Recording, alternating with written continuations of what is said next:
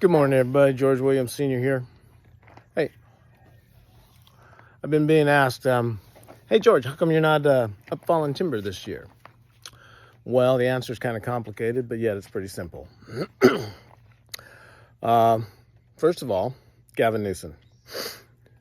All the crap that Gavin Newsom has implemented, mileage tax, more fuel taxes, small engines, illegal engines, chainsaws illegal, which means getting supplies for your chainsaw, chain, oil, all that stuff, repairs, all gone through the roof with more taxes and more bullshit from Gavin Newsom. Just the mileage tax alone, the 30 cents a mile tax on my rig, by the end of the logging season would mean another $17,000 plus in taxes I would have to pay to the state of California, which totally eats up my profit. Would basically mean I'd be falling timber, if I was on last year's wages, would be falling timber just to pay state taxes, not make any money. And anybody who works in the logging industry, especially timber fallers, know that everything you do comes out of your own pocket. You have to supply your own supplies, your own truck, your own saw, your own everything. Food. I could haul my trailer up into the mountains, and for 35, 40 bucks, 50 bucks, I could have a whole week's worth of groceries that would last me all week. As far as food supplies, now for a week to go up in the mountains, it's, $180, $200, $200 plus just to have enough food to go in the mountains. So there's that. So this year my saws are silent. To all my bosses out there that I've worked for, people I've worked for, wondering why I didn't call them up this last spring, well, there you go. Can't do it. Numbers don't crunch. Basically, in California, for a timber faller, at the current state of affairs that's going on in California, you would, as an independent timber faller with your insurances and all that stuff, you would have to be paid north of $200 an hour just to break even. That's not even make a profit. That's just to break even. God forbid your truck break down or you have a saw blow up and you have to buy some more saws, So anyway, that's why you're not seeing timber falling videos from me this year. We'll see what happens next year. I did take some classes to go out on Fireline to be an emergency resource, but as I dove into that with my partner, my fallen partner, not my partner, I'm not gay, neither is he, but as we explored into that and we took the class, we found out that unlike in years past when we used to go on fires, we had to supply everything, again, out of pocket. Nearly $1,000 radio, or a cheap one would be somewhere around $700-800. Clonable radio. The fire boots that I had originally bought didn't qualify, even though they're the exact same boots that I've always wore on fire, because they didn't have a special stamp on them. So that meant another $300 to $500 for a new pair of boots. All our Nomex gear, wildland fire gear, our fire tent, fire shelter, everything had to be up to date, brand spanking new, and we had to buy all that. So I was looking at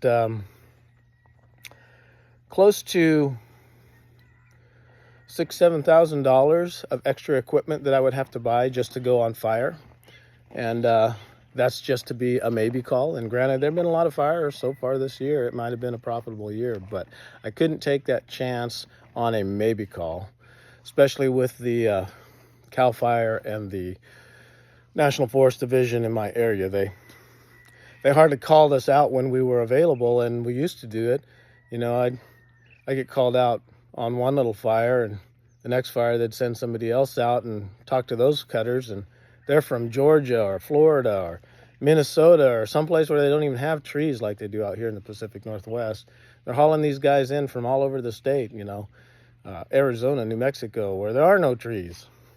And they're professional hazard tree fallers. So, it just got ridiculous. And As far as paying, I talked to a bunch of people that are still in the business with the fires. It's still taking the state 6-7 weeks to pay you for a fire that you're on. And when you're paying out of pocket, I can't do that. The last big fire that I was on, it took Forest Service 7.5 months to pay me. And by then, I was pretty much going into bankruptcy and my credit cards were maxed out. So that ain't going to happen. So I didn't go on fire this year. And not likely I'll go on fire any other time if that's the way the arrangement is, because it's just not worth it for me to shell out, 7 to 10 grand and then have them sit on their heels to call you when there's an emergency, even in your local area, and or take anywhere from 7 weeks to 7 months to put the money back in your bank account. It's just not worth it. The government is so screwed up. The bureaucracy, the red tape is so screwed up. It's like, when the first fire I went on, they basically rolled up onto the logging site and said, you're on fire. And if you refused, you spent the time in jail until the fire was out. So a lot has changed since now and then. And, maybe the safety issues have gotten better, but the working issues are way worse. So hope you guys figure that out. Whoever's in charge of this area, Doug Alpha, if you're listening to this, stuff needs to be squared away because it's just too complicated and too ridiculous. But anyway, my truck's quiet this year. My saws are quiet this year. I'm going to stay home and work on some projects around the house. And we'll see what happens next year. Maybe we'll be slamming timber next year.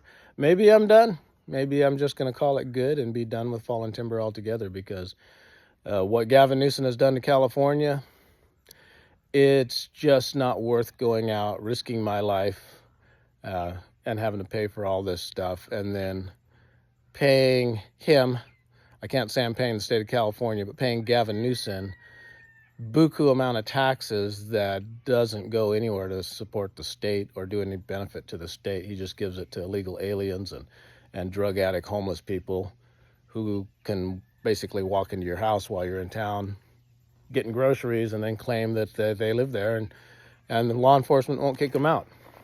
So I'm not too worried about that, because if I ever rolled up on my house and some stranger was in it, well, it'd be dealt with. And 911 would not be called. Matter of fact, in California recently, Carl DeMaio just posted a thing where the DA in California threatened Target Corporate with being a nuisance for calling the police department all the time when shoplifters come in and start to rip them off. That's how screwed up it is in California. So anyway, we're going to wait and see if things straighten out a little bit, see what happens. And down the road, maybe next year I'll be slamming timber. Maybe I won't. Maybe I'm just done. So we'll see. We'll see how it goes. George Williams Sr., talk to you later. You guys stay patriotic, stay true to yourself, and don't let these crooked politicians get you too depressed, because, eventually they're going to be gone. And people like Gavin Newsom, who is never going to be the president of the United States, dirtbag scumbag that he is, he'll be voted out of office soon. So anyway, you all take care. You have a good morning. Bye.